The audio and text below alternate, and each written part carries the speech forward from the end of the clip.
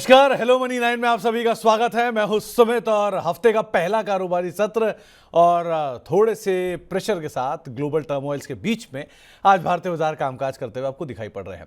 आज first half का जो प्रेशर था सेकंड हाफ में उससे ज़्यादा बढ़ा नहीं, लेकिन उससे ज़्यादा घटा भी नहीं। अभी भी वहीं का वहीं बाजार कामकाज कर रहा है, ना कोई रिकवरी है और ना ही कोई और ज़्यादा प्रेशर एक्सटेंड हो रहा है। हाँ, केस टू केस बेसिस पे कुछ शेयर जो 10% नीचे थे वो अब 6% नीचे हैं, कुछ जो 6% नीचे थे वो वापस 10% नीचे चले गए।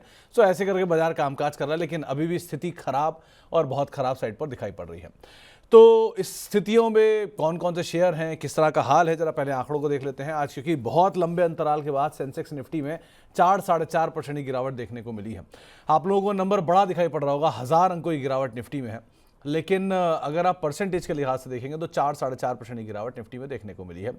सेंसेक्स भी 4.5% नीचे कामकाज करता हुआ दिखाई पड़ रहा है। निफ्टी बैंक जो कि 4.5% नीचे है और मिड कैप इंडेक्स में 5% की गिरावट और सबसे ज़्यादा आज बिकवाली है स्मॉल कैप इंडेक्स में, करीब 6% के आसपास का ड्रॉप यहाँ पर है।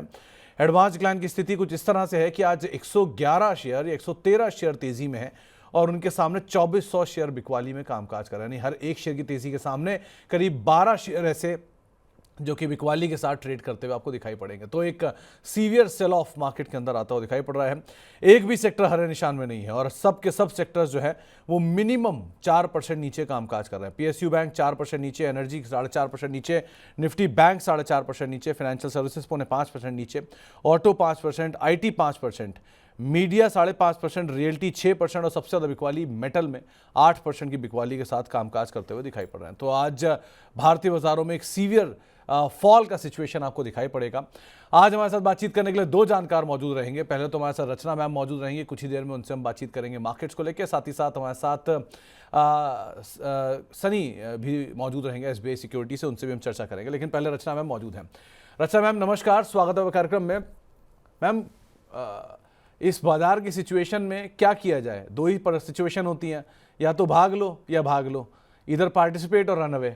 आप क्या कर रहे हो? आप पार्टिसिपेट कर रहे हो कि रन अवे कर रहे हो, या अपने क्लाइंट्स को क्या कह रहे हो? जी, ये अच्छा था, भाग लो या भाग लो। हम तो यही कह रहे हैं अपने क्लाइंट्स को कि don't try to bottom fish, and जहां पे मार्केट रुकेगी, जब बॉटम बनाएगी तो हमें उस टाइम पे पता चलेगा। But even if you are a long term player तो कोई जल्दबाजी ना करे एंटर करने की, because there is no fun. एक बार एंटर करने के बाद पोर्टफोलियो में कैपिटल इरोजन होते हुए देखने में कोई मजा नहीं है। तो जल्दबाजी ना करे। There is a difference between pull back rallies and up trend. तो वो जो पुल बैक रैली को प्ले करो, लेकिन वो शॉर्ट टर्म के हिसाब से करो, ज्यादा उम्मीद मत लगाओ। और बॉटम फिशिंग के लिए अभी टाइम नहीं है। So we are asking them to, अगर आप खाली लॉन्ग साइड के प्लेयर्स हैं तो स्टे अ लिटिल अवे। तो एक चीज़ और रचना मैम, क्योंकि निफ्टी बैंक में एक पुल बैक की उम्मीद लगाई जा सकती है क्योंकि बाजार ऑलरेडी बहुत लगातार टूट रहा है और हम ट्रैकेटेड वीक में भी हैं, सामने आरबीआई की एमपीसी भी है, अर्निंग भी है। सो बहुत कुछ खोने के लिए मतलब पूरा बाजार ही डरा रहा है, सब लोग ही डरा रहे हैं। सो आपको लग रहा है क्या कि ये डरने वाली सिचुएशन अभी रहेगी, या एक नियर टर्म पुल बैक मान सकते हैं मार्केट्स में, एक लो के साथ स्टॉप लेके आप जा सकते हैं अगर रिस्की ट्रेडर हैं तो? देखिए, टेक्निकल पुल बैक आने के लिए आ सकता है, लेकिन उसमें इतना जोर होने के चांस कम है कि इतना जोर होना चाहिए ना कि जिससे शॉर्ट्स डरे, पहली बात। और वो जो आउट ऑफ फियर जो शॉर्ट कवरिंग रैली आती है ना, जो रिसेंटली आई भी थी कुछ दिन पहले, उसमें वो दम था जहां पे हमने बीएससी जैसे स्टॉक्स पे अच्छी खासी अपस्विंग देखी है, वो प्लेएबल था। अभी जो सेंटिमेंट बिगड़ा है रिसेंटली पिछले 2 दिन में, उसके बाद ऐसी पावरफुल शॉर्ट कवरिंग रैली मुझे नहीं दिख रही। आएगी तो माइनर आएगी, छोटी मोटी इधर उधर आएगी, जिसको मतलब प्लेएबल नहीं होगी। तो ऐसे को लॉन्ग करना, और वो भी अगर 2-4 दिन की डिलीवरी का सोचना, that will be too much. Intraday में छोटा मोटा कट मिल गया तो लेके फटाफट से निकलने की अगर तैयारी है तो कर सकते हैं प्ले उसको। अदरवाइज छोटे मोटे upswing should be utilised to go short for the short term. Okay, तो छोटे मोटे पुल बैक आपको मिले तो उसका इस्तेमाल करिए बेचने के लिए, खरीदने के लिए नहीं। और रचना मैम की तरफ से साफ राय है कि अभी भी बाजार में कोई भी पुल बैक आएगा तो पुल बैक बहुत सस्टेन करेगा नहीं। ये उनके लिए मार्केट्स है जिनको क्विकली पैसा लेकर निकलने की कला मालूम है, तो जरा उसका भी आप ध्यान रखिएगा। चलिए, अब सवाल जवाब का सिलसिला शुरू करेंगे, लेकिन उससे पहले जरा निफ्टी के टॉप गेनर जो आज हैं ही नहीं, सिर्फ टॉप लूजर हैं, उनको लेकर आते हैं किस तरह की सिचुएशन यहाँ पर देखने को मिल रही है। पहले निफ्टी के टॉप लूजर्स की बात किया तो ट्रेंट आज का सबसे बड़ा एक्सीडेंट, दूसरा टाटा स्टील, श्रीराम फाइनेंस और जेएसडब्ल्यू स्टील, ये दो और ऐसे नाम जहां पर आज बिकवाली देखने को मिल रही है। मिड कैप साइड पर आज जहां पर बिकवाली है उसमें माझगांव डॉक, नाल्को, भारत फोर्ज और आइडिया जहां पर प्रेशर है, और साथ साथ स्मॉल कैप में भी आज गेनर नहीं है, सिर्फ लूजर ही है। न्यूजन सॉफ्ट, गार्डन, रीच, अनंतराज और स्वान एनर्जी, ये कुछ ऐसे नाम जहां पर तेज बिकवाली देखने को मिल रही है। अच्छा मैम, क्योंकि सवाल सबसे ज़्यादा आते ही हैं ट्रेंट और टाटा स्टील पर, तो जरा इन दोनों पे आप लगे हाथ राय दे ही दीजिए, ये सवाल तो आगे मिल ही जाएंगे इनके। इतनी तेज बिकवाली ट्रेंट में देखने को मिली है, ऑब्वियस सी बात है, चला भी उसी तरह था तो टूटना भी उस तरह लाजमी है। सो टाटा स्टील और ट्रेंट, क्या किया जाए इन दोनों में? देखिए, अगर ट्रेंड की पहले बात करें तो यहाँ पे इसीलिए हम जहाँ थोड़ा बहुत चार्ट सेटअप बेहतर भी होता है वहां पे ज्यादा लंबा नजरिया का बात नहीं करते for the long side specially. तो वो इसीलिए क्योंकि आज सुबह तक अगर देखें तो ट्रेंड का चार्ट जो था वो अच्छा खासा अपस्विंग दिखा रहा था और उम्मीद ये भी बन रही थी कि वो 6200 तक जा सकता है। But events like what happened today are perfectly capable of changing charts. तो अभी जो गैप डाउन के साथ हमने डाउन साइड में बाहर आज के दिन में फॉर्मेट होते हुए देखा है, that changes a lot many things. और हाई टाइम फ्रेम के चार्ट के हिसाब से भी हम 4700 अगर तोड़ेंगे, विच इज पॉसिबल, तो हम फिर काफी और गहरी गिरावट देख सकते हैं। तो यहाँ पे अगर नियर टर्म में शॉर्ट जाना है तो थोड़े वेट करें, 4800 के आसपास अगर शॉर्ट मिलेगा तो शॉर्ट टर्म के लिए शॉर्ट साइड पे प्ले करें। लॉन्ग टर्म का अगर आपको पोर्टफोलियो एडिशन सोचना है तो उसमें आप करंट लेवल्स पे 20 to 25% जितना पैसा जरूर डाल सकते हैं। But second part, third part के लिए इंतजार करें, मार्केट को सेटल होने दें। तो थर्ड पार्ट और सेकंड पार्ट के लिए आप थोड़ा वेट करें, मार्केट को सेटल होने दें, उसके बाद ही एंटर करें, वो ज़्यादा बेटर रहेगा। रचना मैम, अगर मैं गलत नहीं हूँ तो आपके बेटर हाफ एस्ट्रोलॉजी को बहुत अच्छे से समझते हैं, जानते हैं। आज बाजार के फॉल को देख के आपने पूछा नहीं कि कुछ सितारे बदलेंगे या कुछ होगा, ऐसी सिचुएशन आएगी कि नहीं आएगी? जी, मैंने उनसे थोड़े दिन पहले ही ट्रूली स्पीकिंग बात करी थी और क्योंकि हमारा खुद का भी अपस्विंग बहुत पावरफुल था तो लग रहा था कि मिस ना करे अपॉर्चुनिटी। तो ही सेड कि आप करो, लेकिन 29th ऑफ मार्च के बाद 18th मई तक प्रॉब्लम है, तो 29th ऑफ मार्च तक निकलने की तैयारी के हिसाब से करना जो भी करो, और उसके बाद 18 मई तक मेहम रहेगा मार्केट में, उसकी तैयारी रखना। तो मैंने फिर परसों ही जो भी डाला था वो निकाल लिया शॉर्ट टर्म के हिसाब से जो डाला था वो, और अच्छा किया, वरना मेरा अभी तक बहुत लॉस हो जाता। तो आपने मिठाइयाँ नहीं खिलाई उनको निकलने के बाद तुरंत कि बच गए, आधे दाम पे मिल रहा है माल? सही बात है, बनती है मिठाई नहीं खिलाई है, यू नो, घर की मुर्गी दाल बराबर। नहीं मैम, एक सेशन मुझे लग रहा है, एक सेशन मुझे लग रहा है उनके साथ भी करना ही पड़ेगा जल्दी कि जिस तरह की बाजार की सिचुएशन है उसे देख के।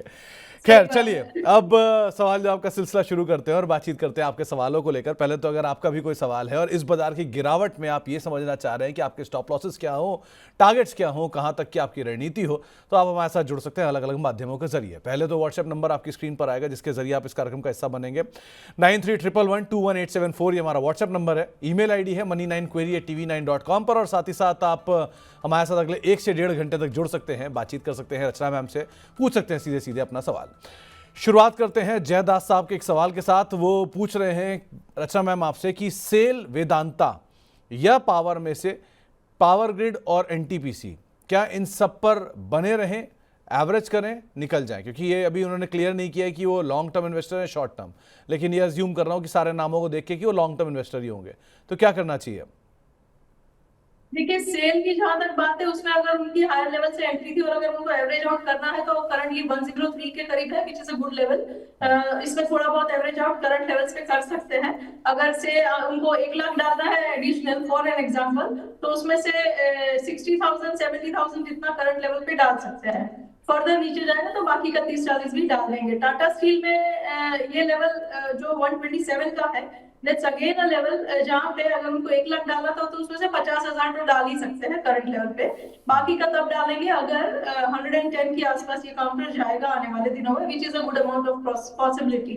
तो इन दोनों का तो हम ऐसे कर सकते हैं। VDL की स्पेसिफिकली बात करें तो यहाँ पे we are sitting at a level of around 368 as of now, and again यहाँ पे भी छोटा एक अमाउंट इन्वेस्ट कर सकते हैं। Better opportunity for averaging up in this counter would be around the level of 340 पे पहुंच सकते हैं आसानी से, and that would be a very good level to enter. वहां पे 70% एडिशनल भी डाल सकते हैं। ओके, तो आपको राय दी गई है। वैसे भी ये बाजार में अगर आप अपना एसआईपी कर रहे हैं किसी भी एक बड़े स्टॉक को लेके या किसी फंड को लेके, उसको रोकने की ज़रूरत नहीं है।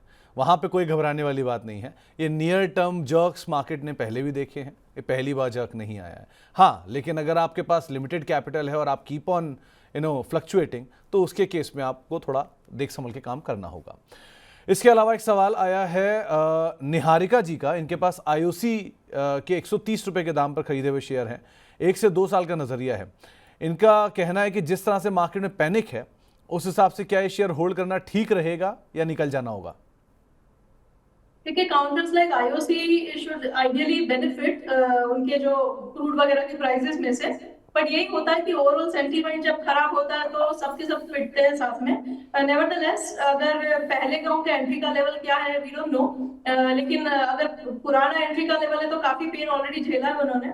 एंड अगर निकलने की बात है तो पहले निकल जाना चाहिए था। अब यहाँ तक आने के बाद निकलने से बेहतर है कि थोड़ा एडिशनल फंड्स एलोकेट करें at the approximate level of around 120। अभी 128 पे है, तो यहाँ से 5-10% और नीचे जाए जो जा सकता है, तो 10% lower from here additional fund डाले to average out the entire thing and hold on. तो एवरेज डालें, बने रहें, ये एक राय आपको यहाँ पर दी गई है। लेकिन ऐसी कोई जो इस कंपनी की वैसे भी जितनी फॉल आती जाएगी उतना डिविडेंड यील्ड इंप्रूव होता जाएगा, और क्रूड का गिरना इनके लिए कुछ हद तक बेनिफिशियरी भी होता है, तो वो पार्ट को भी आप ज़रूर ध्यान रखिएगा।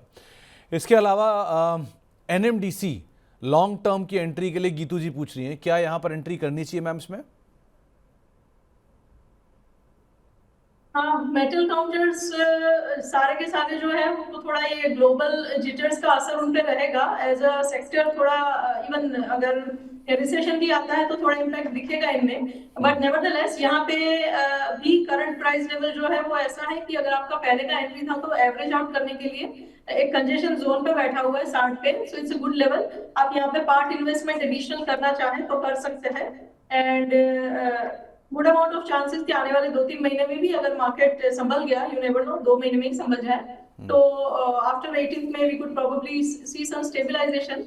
तो उसमें दिस कुड डू वेल। अगर करंट लेवल पे एवरेजिंग आउट करके रखा होगा तो that could come in handy. Rachna ma'am, क्योंकि ये बाजार की मंदी है, ये जो सिचुएशन है अभी 4.5% का ड्रॉप है, जो अंकों में बड़ा लग रहा है क्योंकि ऑब्वियसली डिनोमिनेटर बड़ा है, लेकिन आप मार्केट में हो, दशकों से हो, आपने तो ये सब देखा होगा पहले भी, आपने तो लोअर सर्किट भी देखे होंगे मार्केट की। सो एक्चुअल में आज किसी से बात हुई थी, वो कहता है ये मंदी और भयावह है।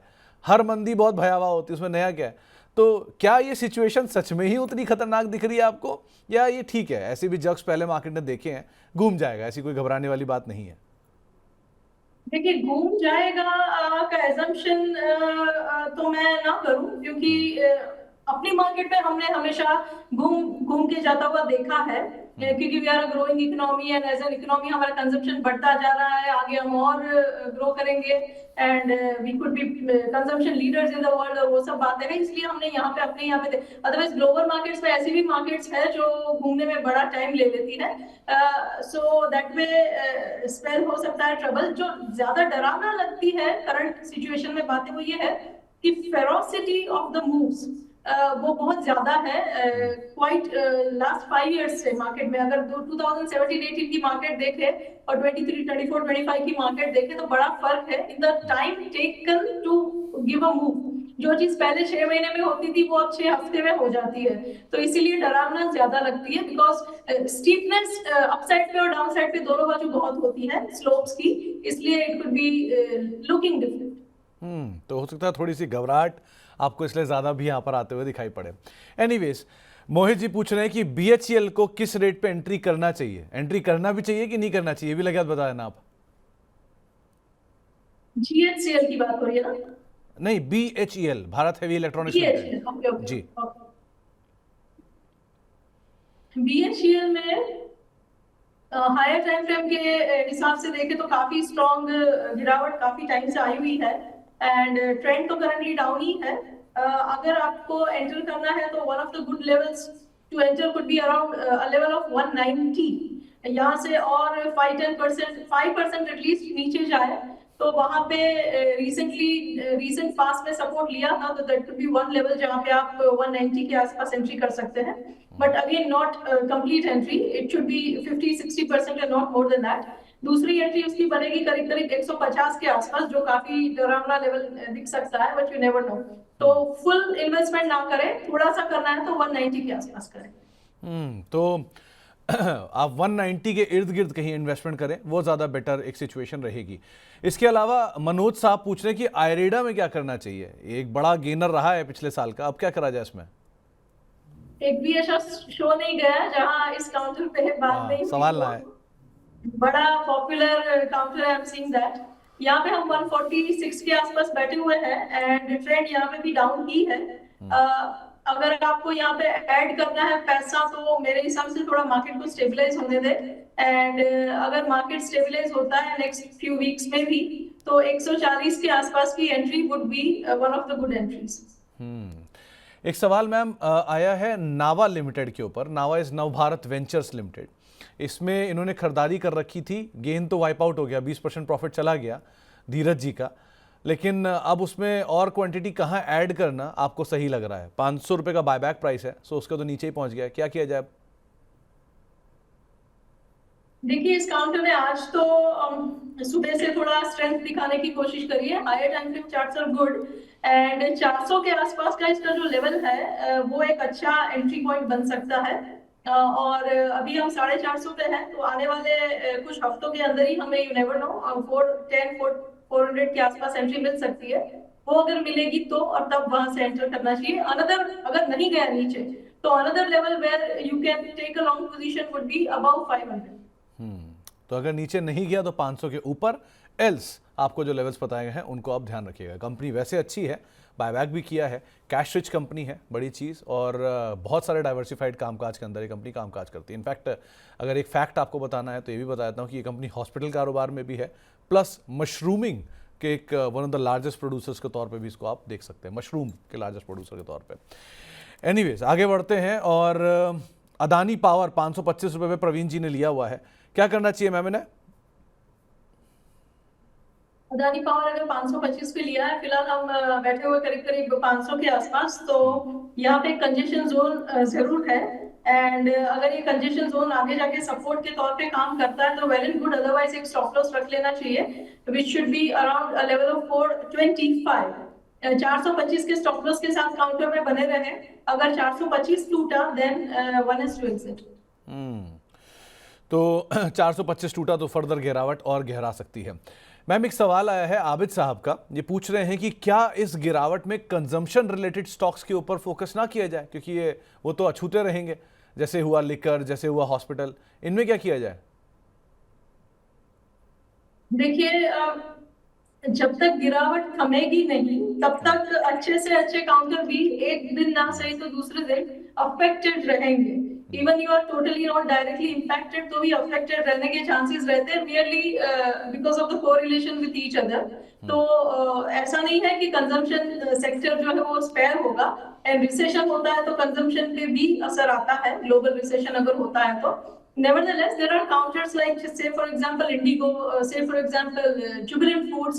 ये सारे के सारे बड़े ही strong counters हैं, और currently Jubilant वगैरह की बात करें तो अच्छे लेवल पे भी बैठे हुए हैं। तो आप यहाँ पे पार्ट इन्वेस्टमेंट जरूर करें, और बाकी का जो है सेकंड पार्ट ऑफ इन्वेस्टमेंट उसको बाकी रखें, to see where the market goes from here on. अगर नीचे गया तो आपको एवरेजिंग का मौका मिलेगा on the downside, and your entry will come down. अगर ऊपर गया तो you are adding more on a success story, that is a good thing again. Okay, चलिए बातचीत करने के लिए हमारे साथ दीपक शर्मा साहब मौजूद हैं। शर्मा जी नमस्कार। नमस्कार सर। नमस्कार शर्मा जी, क्या सवाल है आपका? सर मेरा आईओसी पे था सर, आईओसी के 5 शेयर है, 89 के प्राइस पे है सर। 89 जी। तो ये खरीदारी इतनी पुरानी है, आपको घबराहट अभी किस बात की हो रही है फिर? सर मार्केट क्या लॉस में जाएगा क्या, धीरे धीरे ऐसा लग रहा है। नहीं तो आपका नजरिया वैसे क्या था शर्मा जी? 3 साल का था सर, 2 साल तो हो गया मेरे को कॉल करते करते। तो 2 साल में आपको गेन भी अच्छा आया होगा, प्लस डिविडेंड भी आया होगा आपको तो? हाँ डिविडेंड तो मिला है सर उतना इसमें। तो आपका डिविडेंड की वजह से कॉस्ट और नीचे आ गया होगा ना फिर तो? हाँ आया है सर, उसमें और भी आया है तो। तो आप तो ऑलरेडी अच्छे गेन में हो। रचना मैम ये तो जी जी पूछो आप, शर्मा साहब क्या कह रहे हो आप? इसमें सर क्या करना है, मतलब और रुके इसमें, क्या प्रॉफिट बुक कर ले, क्या करो, क्या देखो कर सकते हैं सर शर्मा साहब, वैसे तो ये कंपनी आपने अच्छी खरीदी और अच्छे दाम पर खरीदी है, और जो है डिविडेंड आपको मिल मिल के और नीचे ले आया होगा कॉस्ट को। आप या तो एक ही तरीका ये भी है कि जो डिविडेंड आता रहा उसी को वापस आईओसी में डालते रहो, धीरे धीरे कॉस्ट को ऑलमोस्ट खत्म ही कर देगा ये अपनी कुछ सालों में। अब रही बात अभी क्या करना है वो आपको रचना मैम बताएंगे। रचना मैम 500 शेयर हैं, 89 के दाम पे खरीदारी है, तो इनके केस में तो अलग ही गेन है इनको। हाँ वो बात अलग है, गेन थोड़ा कम होता हुआ दिखाई पड़ रहा है इनको, इसलिए थोड़ी घबराहट हो रही होगी। लेकिन अभी क्या किया जाए, अभी बने रहे क्या? देखिए, इस काउंटर ने पिछले एक महीने में टर्न लिया है करीब करीब 112 से। तो अगर इस काउंटर ने आगे जाके सस्टेन करना है तो 112 जहां से सपोर्ट आया था वो अब कम से कम होल्ड करना चाहिए। अच्छी खासी एक मंथली बार है जो उसके ऊपर स्ट्रांगली क्लोज हुई है। Now that support should not gate washed out, तो 112 के लेवल पे नजर रखें on a weekly closing basis, पहली बात। दूसरी बात, बड़ा खासा इन्होंने आया हुआ प्रॉफिट जाने दिया है। अब अगर यहाँ से वो ऐड करना चाहते हैं तो तब करें जब 140 को क्रॉस करेंगे ये काउंटर आने वाले टाइम में, व्हेनेवर इट हैपेंस। और 112 को सपोर्ट के तौर पे नजर में रखें, कंटिन्यू करें होल्ड करना। और 112 अगर टूटेगा तो उस टाइम पे हम फिर दोबारा रिविजिट करेंगे, because that time the picture will get spoiled if that happens, पर चांसेस आर कि वो नहीं होना चाहिए। तो आपको एक राय दी गई है आईओसी केस में, वैसे चांसेस कम है कि आपका भाव आएगा, लेकिन फिर भी 112 आपके लिए क्रूशियल लेवल है, उसको आप ध्यान रखिएगा। अच्छी इन्वेस्टमेंट बेट, अच्छे दाम पर आपने ले ली है, सो उसको भी आप ज़रूर ध्यान लगा कर रखिएगा। गगन साहब का एक सवाल आया है, इनके पास टाटा मोटर्स के शेयर्स पे फ्रेश एंट्री करने की इच्छा रख रहे हैं। मैम पूरा टाटा ग्रुप बुरी तरह से टूट रहा है, चाहे टीसीएस हो, टाटा मोटर्स हो, टाटा स्टील हो, ट्रेंट हो, टाटा पावर हो, इंडियन होटल हो, क्योंकि सबसे ज़्यादा ग्लोबल एक्सपोजर इस ग्रुप का है, तो सबसे ज़्यादा टूट भी यही रहे हैं। सो करना क्या चाहिए टाटा मोटर्स में? टाटा मोटर्स में it has been a vertical fall, and मेरे हिसाब से current price is a good price to look at the counter for a part investment, everything in part. तो यहाँ पे 560 के करीब है, हम 60-65 के करीब, यहाँ पे एक एंट्री जरूर करी जा सकती है, because counter is at a support. और अगर ओवरऑल मार्केट इतना खराब नहीं होता तो शायद ये सपोर्ट होल्ड भी कर जाता। एंड अगर आप करंट लेवल्स पे 560 के आसपास एंटर करते हैं तो एक छोटा सा एसएल 500 का ही रख लीजिए और a weekly closing basis. I believe that could be probably holding. अगर वीकली क्लोजिंग बेसिस पे 500 होल्ड कर गया, देन आगे जाके it could have a good future for a simple thing कि अगर पुल बैक भी आया और कुछ ना सही तो भी आपको 200-300 रुपए की एक अपस्विंग दे सकता है व्हेन द मार्केट स्टेबलाइजेस। तो टाटा मोटर अच्छे दाम पर है, एक क्लोज स्टॉप लॉस के साथ अगर आप जाना चाह रहे हैं तो आप जा सकते हैं, उसके हिसाब से आप देखिएगा इसको। आशिफ पटेल साहब पूछ रहे हैं कि एसबीआई कार्ड में क्या करें, 870 रुपए के दाम पे खरीदारी है, और दूसरा BEML 3180 रुपए के दाम पे खरीदारी है, इन दोनों में क्या करना चाहिए? एसबीआई कार्ड को होल्ड करना चाहिए और दिस इज लुकिंग गुड। यहाँ पे स्टॉप लॉस आप 700 के आसपास लगा सकते हैं, अभी 800 पे है, एंड 700 के एसएल के साथ इस काउंटर को होल्ड करना चाहिए। This as and when the market stabilises ये काउंटर अच्छा परफॉर्म करके दे सकता है, एंड 40-50% का अपस्विंग भी आपको ओवर अ लॉन्गर टर्म इसमें मिल सकता है। दूसरा कौन सा काउंटर था? BEML ना जी, BEML पे as of now we are sitting at a level of around 2700 and vertical fall है यहाँ पे। अगर ये काउंटर ऐसे ही गिरता रहा तो सपोर्ट थोड़ा लोअर लेवल पे है, करीब करीब 1900 पे, तो यहाँ से अच्छा खासा 20-30% का फॉल फर्दर भी आ सकता है। तो इसको अगर आप फ्रेश एंट्री के लिए देख रहे हैं तो प्लीज वेट करिए, एंड अगर एडिशन करना है तो भी आप थोड़ा लोअर लेवल से करें, not at the current levels, because this current level may not sustain and we may see further lower levels. तो आपको एक लेवल्स बताए गए हैं BEML के संदर्भ में भी, और एसबीआई कार्ड को तो आप फिलहाल होल्ड भी कर सकते हैं। हमारे साथ बातचीत करने के लिए रविशंकर प्रसाद साहब मौजूद हैं आसनसोल पश्चिम बंगाल से। रविशंकर जी नमस्कार। नमस्कार रविशंकर जी, क्या सवाल है आपका? सर मेरे पास वोडाफोन आइडिया का 87,000 शेयर है, आज ही मैंने एंट्री किया है 7.20 पर, तो क्या मैं उसे होल्ड कर सकता हूँ? 1 से 2 महीना 10 रुपये के लेवल जा सकता है? तो रविशंकर जी इतनी बड़ी क्वांटिटी, करीब 87,000, ऑलमोस्ट 1 लाख शेयर आपने, मतलब 7-8 लाख रुपए का इन्वेस्टमेंट है ये, 6-7 लाख रुपए का, ये आपने क्यों लिया, कोई खास वजह थी क्या इसमें? अभी न्यूज बेसिस पर आई थी ना कि गवर्नमेंट मतलब कुछ इक्विटी मतलब बाय की है वोडाफोन इंडिया में, वोडाफोन आइडिया का। हाँ, तो न्यूज़ को देख के रविशंकर मैंने जी, लिया। बाकी जो गवर्नमेंट ओन टेलीकॉम कंपनियां हैं वो तो खुद घाटे में है, तो ऐसा क्यों? घाटे में तो है सर, पर मतलब आपको जो वोडाफोन आइडिया पर जो कर था गवर्नमेंट का, हाँ हाँ, तो उसको इक्विटी में कन्वर्ट किया गया है ना। तो इक्विटी भी तो अब 11,000 करोड़ शेयरों की हो गई सर। जो पहले इक्विटी इनकी 7,000 करोड़ शेयरों की थी वो अब 11,000 करोड़ की है। यानी कि 1 रुपया प्रॉफिट में आने के लिए वोडाफोन को 11,000 करोड़ का मुनाफा लाना पड़ेगा अपने 7400 करोड़ के घाटे से। तो ये चीज पॉसिबल लग रही है आपको? तो सर क्या करना चाहिए? नहीं नहीं, मैं तो सिर्फ आपसे पूछ रहा था कि आपने रैशनल क्या लिया है। खैर, लेकिन बाकी इस पे करना क्या तो रचना मैम ही आपको बताएंगी। रचना मैम, एक रिस्की बेट इन्होंने आज उठाई है, वो है वोडाफोन आइडिया, 7 रुपये 20 पैसे के दाम पे 87,000 शेयर हैं। सो 10 रुपये का इनका एक टारगेट ये मान के चल रहे हैं 2 से 3 महीने में। क्या मिलेगा, अगर नहीं तो क्या स्टॉप लॉस रखें? सबसे पहली बात तो स्टॉप लॉस की करेंगे। स्टॉप लॉस इनका 6.5 पे होना चाहिए।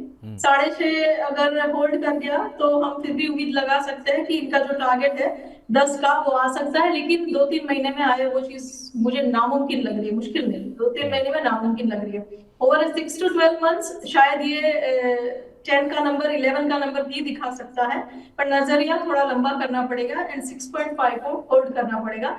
This is indeed a risky bet. तो थोड़ा सा एक रिस्की बेट ज़रूर है, लेकिन इस चीज़ को आप ध्यान रखिएगा कि जो रवि सर आपको एक स्टॉप लॉस बताया गया है उसको स्ट्रिक्टली फॉलो करिएगा। ये शेयर क्योंकि बहुत वोलेटाइल रहता है, न्यूज़ पे चलता है फिर एकदम से टूटता है, इक्विटी बड़ी है सो इसके स्विंग भी बड़े होते हैं, उसको आप ज़रूर ध्यान रखिएगा। बेला देवी जी का एक सवाल आया है HAL को लेकर, इनके पास 4,332 रुपये के दाम पर खरीदारी है, इसमें बनी रहे या निकल जाए, क्या राय रखते हो मैम आप? देखिए, HAL जैसे काउंटर को निकल तो नहीं जाना चाहिए HAL में से।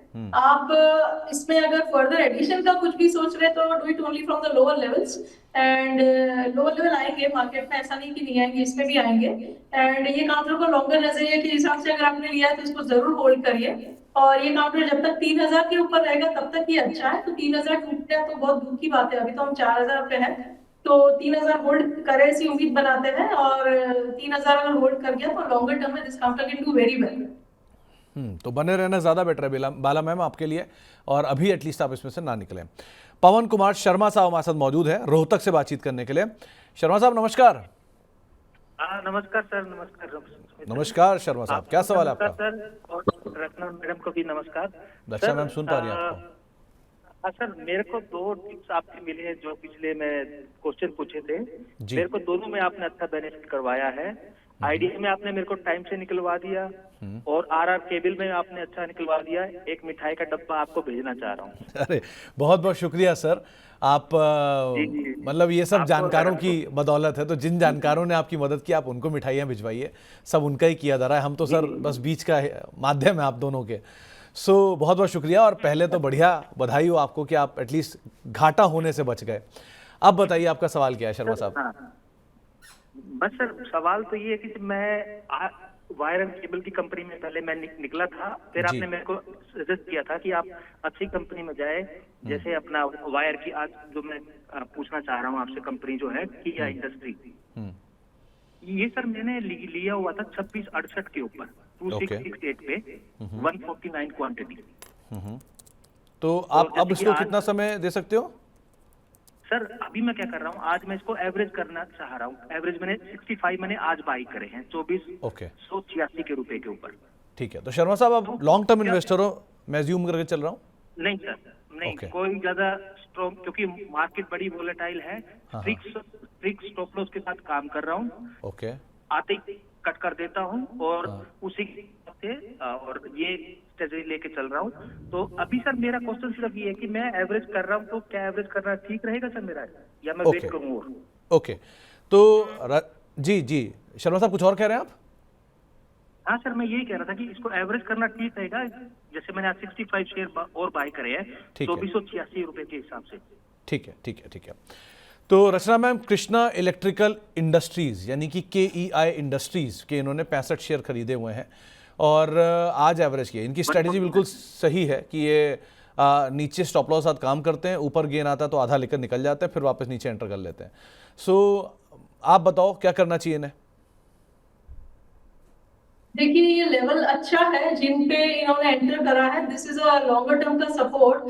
द क्वेश्चन इज टू, पहली बात कि ओवरऑल मार्केट का सेंटीमेंट इतना खराब है कि सपोर्ट होल्ड नहीं कर रहे, और दूसरी बात ये रिसेंट जो न्यूज आई थी, नए नए एंट्रेंट्स जो आते जा रहे हैं ये केबल एंड वायर इंडस्ट्री में, जो कंपटीशन का प्रेशर बढ़ रहा है, that could also play a spoil spot. तो यहाँ पे चार्ट की तरफ से कोई इंडिकेशन नहीं है एज ऑफ नाउ कि ये टर्न करने के लिए रेडी है from the current support level, just because it's a support.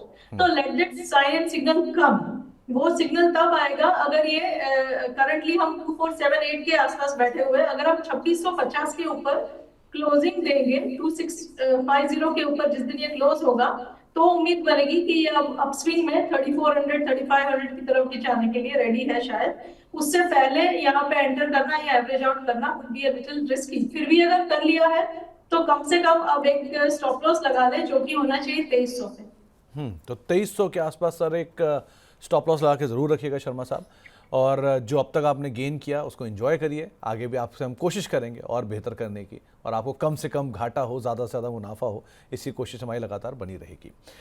इसके अलावा एक सवाल रवि साहब का आया है, ये एक फ्रेश एंट्री की राय मांग रहे हैं रचना मैम आपसे, देश की सबसे बड़ी कंपनी रिलायंस में क्या एंटर करना चाहिए ना? रिलायंस में सरप्राइजिंगली फॉर मैनी, जो करंट मार्केट के फॉल में इसमें भी डाउनफॉल आया है, that could be unanticipated for many, and currently हम करीब करीब 1150 पे बैठे हुए हैं, जो कि एक lower end of the range हो सकता है, एंड अनफॉर्चुनेटली वहां पे भी अभी तक सपोर्ट इमर्ज नहीं हुआ है। मुझे ये लग रहा है कि ये काउंटर 1100 के आसपास 1080 तक जाएगा before it can show any science of support. This is the first level 1080, जहां पे शायद एक उम्मीद बनेगी कि शॉर्ट टर्म स्विंग ही सही लेकिन बने यहाँ से, और वो अगर बन गया देन वेल एंड गुड। अगर 1080 टूटा तो फिर प्रॉब्लम और गहरा सकती है। तो करंट लेवल पे तो मैं नहीं कहूंगी कि आप इसमें एंट्री करें, 1080 के आसपास आप पार्ट इन्वेस्टमेंट जरूर कर सकते हैं। यहाँ नहीं, 1080 के इर्द गिर्द, यानी कि यहाँ से और 70 रुपये नीचे कहीं रिलायंस मिल जाए तो आप वहाँ पर एंट्री कर सकते हो। ये आपको एक राय दी गई टेक्निकली एटलीस्ट। अगर वो और गिरा तो फिर फर्दर नए लेवल आपको पूछने पड़ेंगे। इसके अलावा एक सवाल आया है BLS ई सर्विसेज के ऊपर, 12,000 शेयर हैं 203 रुपये के दाम पर, ये 1 साल से इसको होल्ड कर रहे हैं। मैम इसके चार्ट्स बहुत ज़्यादा नहीं मिलेंगे क्योंकि ये इनकी हाल की ही लिस्टिंग है, लेकिन आप कैसे देख रहे हो BLS ई सर्विसेज को? BLS international services, right? जी जी।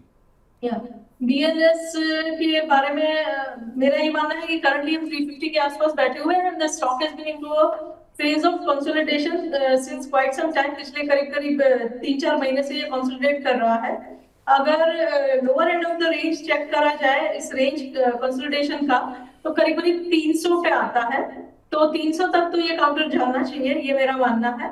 और उससे पहले कोई सपोर्ट इमर्ज होता हुआ मुझे नहीं नजर आ रहा। अगर 300 होल्ड कर गया then this counter can again start an upswing, but 300 का क्लोजिंग बेसिस पे होल्ड करना उसके लिए जरूर होगा। अगर होल्ड कर गया then this counter over 6 months to 8 months of time period can show us levels of 500 रुपए। तो रचना मैम आप शायद BLS इंटरनेशनल को देख रही हैं, ये BLS ई सर्विसेज है।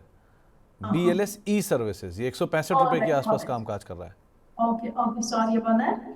BLS ई सर्विसेज में हम as of now currently complete down trend में बैठे हुए at the price of around 135, and कोई रिवर्सल का साइन नहीं है, और ऊपर से ये साइन है कि ये फर्दर डाउन जा सकता है करीब करीब 120 की तरफ। तो this is a complete avoid. Okay, एक सवाल बहुत इंटरेस्टिंग है रचना मैम, आपका व्यू लेना ज़रूरी भी है। इन्होंने पूछा है, अनुराग साहब का सवाल है कि SIP के पैसे निकाल लें क्या? इनका SIP का जो अमाउंट है वो धीरे धीरे घट गया है। सो जो भी लोग SIP कर रहे हैं म्यूचुअल फंड में, किसी बड़े शेयर में, उनके लिए आप क्या राय रखते हो? देखिए SIP बेसिकली उन लोगों के लिए है जो टाइम नहीं करना चाहते मार्केट को, तो वो एवरेज आउट करते हैं, वो हायर लेवल पे भी बाय करते हैं और लोअर पे भी बाय करते हैं। तो इन्होंने पहले अगर SIP करा है तो हायर पे तो बाय करा ही होगा। तो अब जब बेटर अपॉर्चुनिटी मिल रही है to invest at a lower level, तो वो काहे मिस करनी है, right? So it is not a good idea to stop the SIP। आपने अपर लेवल पे लिया, लोअर पे अपॉर्चुनिटी गवाएंगे तो आप उल्टा अपने रिजल्ट्स को ट्वीक करेंगे against yourself. So don't stop that. अगर आप टाइमिंग नहीं करना चाहते हैं मार्केट को, तो फिर यही तरीका है कि आप एसआईपी करते रहें और उसको कंटिन्यू करें।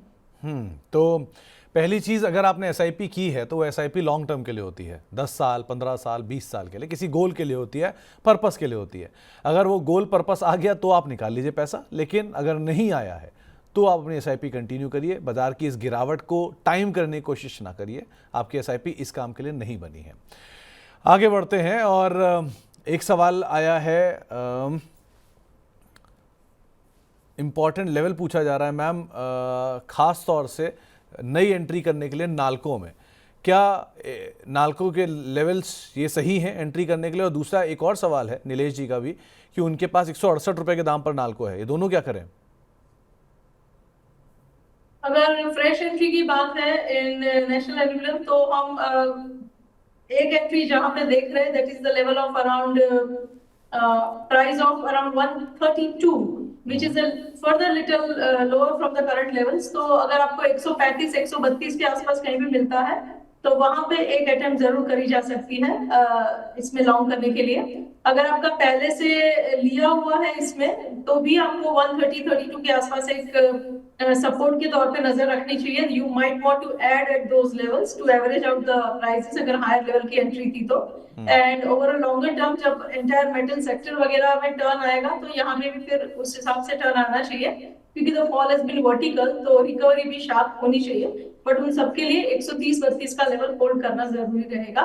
फ्रेश एंट्री के लिए भी that's a good level and averaging के लिए भी that's a good level.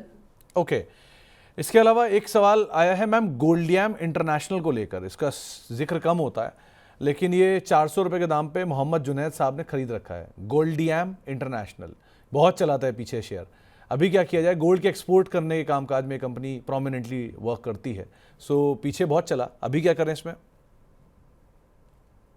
Yes, इसमें तो करंट टाइम्स में ऐसा है कि गोल्ड में ही इन्वेस्ट कर लिया हो तो that would be giving very good returns. Nevertheless ये काउंटर जो है वो फिलहाल सपोर्ट पे बैठा हुआ है। सपोर्ट इज अराउंड 260, जहां से ये अपसाइड पे जाने की कोशिश कर रहा है। तो आपने अगर अभी तक इसमें ऑलरेडी इन्वेस्टेड है तो you should now continue, not exit it. और अगर फ्रेश एंट्री भी करनी हो तो करंट लेवल्स के आसपास 5-10 रुपए ऑन एनी बैड डे आपको जब ±5-10 रुपीज में मिल जाए तो ये काउंटर में एंट्री कर सकते हैं 255 के स्ट्रिक्ट स्टॉप लॉस के साथ। अभिषेक कुमार साहब फेसबुक पे पूछ रहे हैं कि बैंक ऑफ महाराष्ट्र के 65 रुपए के दाम पे खरीदे हुए शेयर हैं, क्या इसे और एवरेज करें? और दूसरा IRB इंफ्रा, यहां पर कहां एवरेज कर सकते हैं? बैंक ऑफ महाराष्ट्र पे अगर आपको एवरेज आउट करना है तो you could better do it at a level of around 35-38। अभी हम 43 पे बैठे हुए हैं, तो थोड़ा और रुक जाइए, आपको बेटर अपॉर्चुनिटीज मिलने के चांसेस हैं। तो आप 40 के नीचे इसको एवरेज आउट करें। और दूसरा कौन सा काउंटर आपने बोला? IRB infra ma'am. IRB infra, okay. IRB infra में अगर एंट्री करनी है देन वन शुड वेट, और अगर एवरेज आउट करना है तो भी वन शुड वेट। करंटली 43 पे के आसपास बैठे हुए हैं, अगर हम 40 को होल्ड कर गए तो वेल एंड गुड, अदरवाइज यहाँ पे ट्रबल बढ़ सकती है। और 40 के नीचे अगर ये काउंटर गया तो next support is very low, which is around 29। तो currently this is an avoid and this becomes a buying opportunity. या तो ये यहाँ से फर्दर लोअर जाए अच्छा खासा, और when this crosses above 50।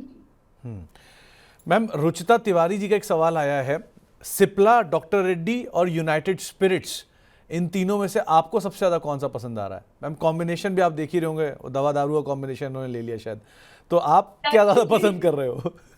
Actually दवाई तो कौन पसंद करेगा, दारू फिर भी कर लेंगे। But anyways when it comes to stocks तो सिप्ला में देखिए, डॉक्टर रेड्डी एंड सिप्ला दोनों कंपनी स्ट्रॉन्ग है, दोनों बढ़िया कंपनीज हैं, और आइडियली इन दोनों में ही आप अपना इन्वेस्टमेंट जो है स्प्लिट कर सकते हैं between those two firms. And Cipla में 1300 के आसपास का level would be good level to look at it. And doctor Reddy's में the level of approximately 1050 would be a good level. तो आने वाले किसी भी बैड डे पे आपको अगर 1050 1000 के बीच में मिलता है तो you could make an attempt to enter over है। जहां तक यूनाइटेड स्पिरिट्स की बात है तो ये काउंटर वैसे कंपैरेटिवली मार्केट के बेटर पोजीशन में बैठा हुआ है। 1400 का दाम है यहाँ पे।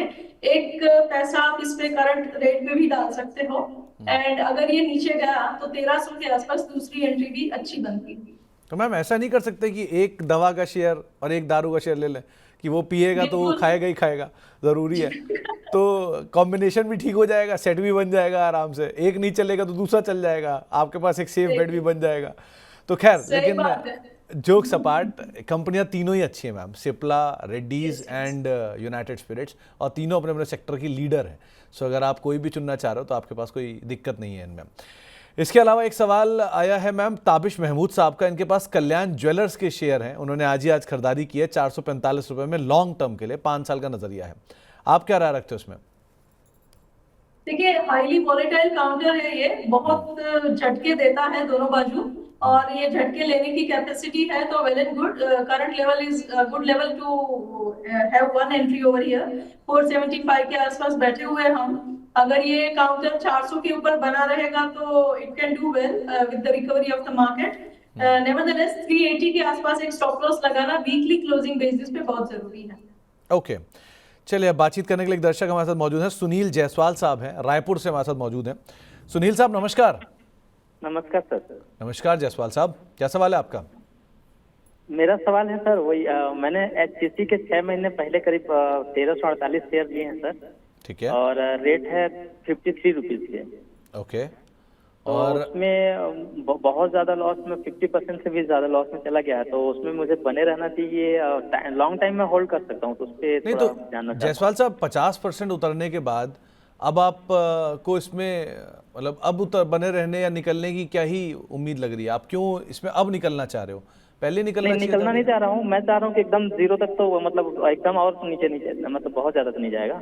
नहीं नहीं सर, जीरो की गुंजाइश इतनी आसान नहीं होती, क्योंकि 18 रुपए का तो इनका राइट्स इशू ही आया हुआ है।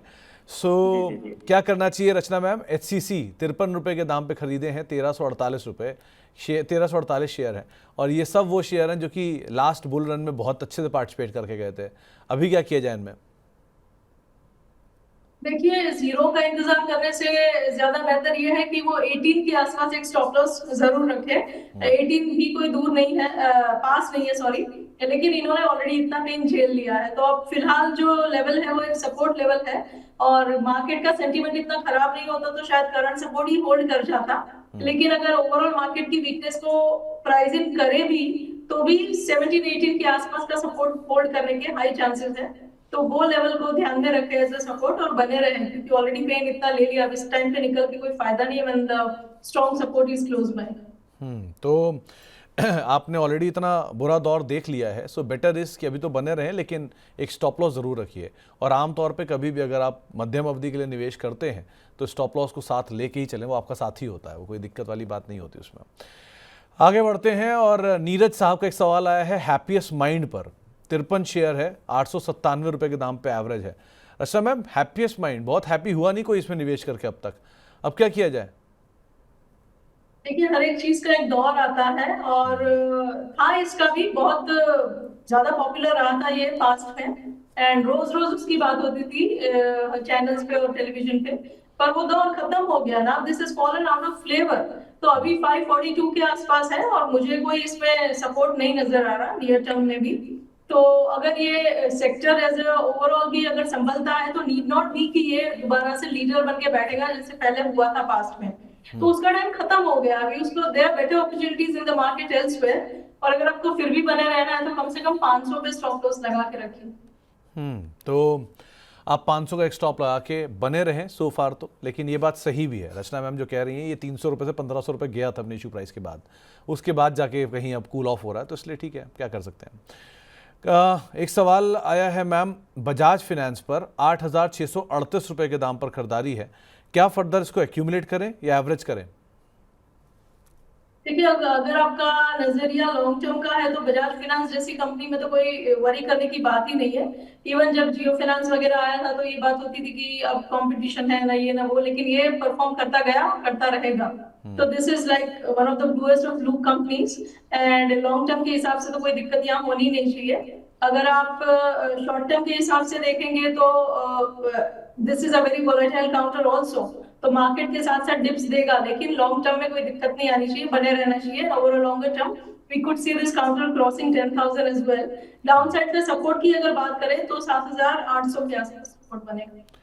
42% की CAGR से पिछले 20 साल से चलने वाला शेयर है ये, तो इस तरह की एक बहुत अच्छी ग्रोथ इसने over a period of time दिखाई है और निफ्टी का सबसे ज़्यादा आउट परफॉर्मिंग स्टॉक है ये पिछले 20 सालों में, तो आप अदरवाइज भी नज़र रखिएगा इसके ऊपर।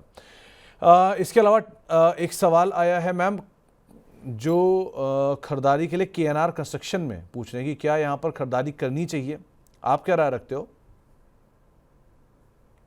देखिए मार्केट में जब रिकवरी आएगी तो it will begin with the bigger names, ये सब नाम में रिकवरी जब दिखेगी तो it will be the second swing and not the first one. Nevertheless अगर KNR में बात करें 200 के आसपास अगर आप ऐसे लगाने को तैयार है, 190 95 के आसपास भी अगर ऐसे लगाने को तैयार है, then one attempt can definitely be made to enter at the current levels. Part investment करें और दूसरा इसमें जो हिस्सा है वो तब डाले जब ये काउंटर 250 को क्रॉस करेगा।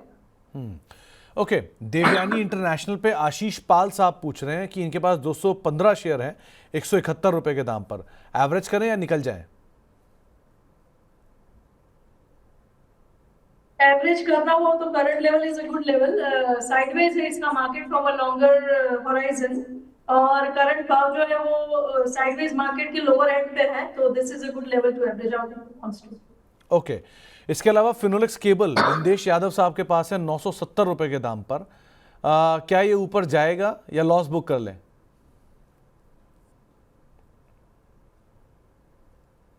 फिनोलेक्स केबल्स की बात करें ना जी,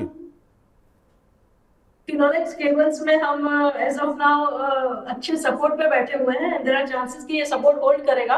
800 का स्टॉप लॉस लगा के यहाँ पे एंट्री करने की पॉसिबिलिटी बन रही है। As we earlier discussed, this industry as a industry is a little bit into trouble because of the competition emerging every now and then. But otherwise, sorry, otherwise the current level is a good level to create a position. तो एक सही level है ma'am, ऐसे भी बाजार में fall नहीं है कि आपको रोने की जरूरत पड़े, अभी तो मार्केट में रिकवरी शुरू हो रही है, इनफैक्ट स्लोली तो ऐसा कुछ नहीं हुआ, आप you can maintain the patience, ऐसी कोई दिक्कत नहीं है। एनीवेज, जोक्स अपार्ट मैम, ध्यान रखिए अपना। अजय साहब हमारे साथ मौजूद है झांसी से बातचीत करने के लिए। अजय जी नमस्कार। हाँ सर। नमस्कार अजय जी, क्या सवाल है आपका? हाँ नमस्ते सर, 100 शेयर हैं गेल की 184 पे और BDL के भी हैं 1326 पे 10 शेयर पर, क्या करें? और दोनों में आपका नजरिया क्या है? सर 3-4 महीने का। 3 से 4 महीने का। Rachna ma'am, gas authority of India limited 184 रुपए के दाम पे खरीदारी है, प्लस भारत डायनेमिक्स यहाँ पर भी इनकी खरीदारी है, इन दोनों में क्या करना चाहिए ना? गैस अथॉरिटी में करंटली जो है ट्रेंड तो डाउन साइड पे है, बट 155 के आसपास एक सपोर्ट है और मेरे हिसाब से वो सपोर्ट होल्ड करना चाहिए somewhere between 155 and 140। This counter should settle down on the down side, तो वो अगर होल्ड कर गया सपोर्ट, उस रेंज के अंदर का सपोर्ट अगर होल्ड कर गया, then there are good amount of chances कि ये काउंटर आने वाले टाइम में अच्छा परफॉर्म करके 200 के ऊपर भी जाता हुआ हमें दिख सकता है। एंड जहां तक BDL की बात है, BDL में currently we are sitting at good price of around 1230, and जब तक ये काउंटर 1000 के ऊपर रहता है तब तक पॉजिटिविटी इसमें भी बरकरार रहनी चाहिए। आने वाले टाइम में as the market settles down, this counter could be seen going above 1500 towards 1700 1750। तो BDL और GAIL, gas authority of India limited, दोनों को लेकर आपने राय सुनी है, आप उसके हिसाब से रणनीति बना सकते हैं। हेमंत रजौरिया साहब का एक सवाल आया है, अवंती फीड्स पर 50 शेयर 686 रुपए के दाम पर खरीदारी है, हाल के ही पुल बैक में मैम ये स्टॉक बहुत ही आउट परफॉर्म कर रहा था, अभी क्या किया जाए इसमें? करंटली तो काफी स्ट्रांगली गिरा है पिछले 1-2 महीने में, 900 का स्टॉक करीब 650 तक आ गया है। सो यहाँ पे हमें अब देखना रहेगा कि 600 के आसपास जहाँ से ये टर्न किया है और 670 पे पहुंचा है अभी, तो 600 ये होल्ड करता है कि नहीं। अगर ये 600 होल्ड कर गया, देन एक पुल बैक बन सकता है जो इस काउंटर को दोबारा से 800 की तरफ लेके जाएगा। But this is from a shorter term perspective. Longer term के हिसाब से अगर आप पोर्टफोलियो में ऐड करके रखना चाहते हैं, then one has to wait for still more lower levels and करीब करीब 600 और 550 के बीच में खरीदारी करके पोर्टफोलियो में ऐड करके रखना चाहिए। ओके, मनीष खन्ना साहब का एक सवाल आया है डिक्सन टेक पर। 9,000 शेयर इन्होंने लिए थे पहले, 18,200 में बेच भी दिए, अब दोबारा इसमें एंट्री करने की इच्छा रख रहे हैं, क्या एंट्री करनी चाहिए? देखिए, इसमें अगर दोबारा एंट्री करना आप चाहते हैं तो इस सेक्टर को और इस काउंटर को दोनों को ही थोड़ा सेटल होने दीजिए। डिक्सन का एआई वगैरह का की कामकाज है और आने वाला टाइम के हिसाब से the name of the company is well selected, और जब मार्केट सेटल होगी तो this would again start out performing the market. पर पहले मार्केट को सेटल होने दीजिए, जब तक सेटल नहीं होता तब तक फ्रेश एंट्री की सलाह मैं नहीं दूंगी, specially in an IT counter. Okay, तो अभी के केस में आप एटलीस्ट अभी रुक जाइए, थोड़ा और सेटल होने दीजिए, बाजार को सेटल होने दीजिए, फिर आप इसमें एंटर करिए, वो ज़्यादा बेटर रणनीति रहेगी। मैम, एक ग्रीव्स कॉटन के ऊपर सवाल आया है अमन साहब का। ये फर्दर एवरेज करने की इच्छा रख रहे हैं, 182 रुपये के दाम पे खरीदारी है, बहुत लास्ट में ये शेयर भी टूटना शुरू हुआ है, लेकिन अभी क्या किया जाए इसमें? लास्ट में टूटा है और फिलहाल कंजेशन जोन पे है, तो अगर आप इसमें एंट्री कर सकते हैं तो one entry can be currently made at the price of around 180 और it's a good support around 160। तो 180 की entry with the stop loss of से 155 probably could work out well. तो इन लेवल्स को आप ध्यान रखिएगा, जो आपको रचना मैम बता रही हैं उसके हिसाब से रणनीति बनाइएगा। एक पीएनबी हाउसिंग में 929 रुपये के दाम पे खरीदारी है रोजा जी की, और M&M 2725 रुपये के दाम पे खरीदारी है इनकी। तो ये दोनों पहले तो आउट परफॉर्मर थे, अब क्या किया जाए? देखिए, पीएनबी अभी भी आउट परफॉर्म कर सकता है आने वाले टाइम में, और 900 पे बैठा हुआ है ये काउंटर, जब तक 750 के ऊपर है तब तक अच्छा ही है, और आने वाले टाइम में ये 1160 को क्रॉस करके 1200 की तरफ भी हमें जाता हुआ दिखाई देगा as and when the market settles down. तो यहाँ पे होल्ड करना चाहिए और कोई फिक्र वाली बात नहीं लग रही मुझे। दूसरा कौन सा काउंटर था? एक मैम M&M। देखिए, M&M नाम में तो कोई सोचने वाली बात ही नहीं है। एज अ सेक्टर, ये सेक्टर अभी ट्रबल में है तो अलग बात है, otherwise this is a very good counter, blue chip stock है ये भी। करंटली 2500 के थोड़े से नीचे है हम, और ओवरऑल मार्केट की वीकनेस को देखते हुए लग रहा है कि this can even go further little lower. आपको फिर भी एक अच्छी एंट्री बनानी है इसमें, तो करीब करीब 2400 के आसपास बन सकती है, अभी 2480 पे है। तो आने वाले दिनों में कहीं पे भी फर्दर हल्की सी भी गिरावट होती है तो उसमें आप एक लॉट अपना पैसे का जरूर डाल सकते हैं। तो कहीं भी गिरावट होती है तो एक लॉट पैसे का आप लोग जरूर डाल सकते हैं। वैसे भी M&M क्वालिटी को लेकर कोई इशू नहीं है, तो अगर कहीं भी प्राइस को सेटल करना है तो आपको लेवल्स रचना ने बता भी दिए हैं।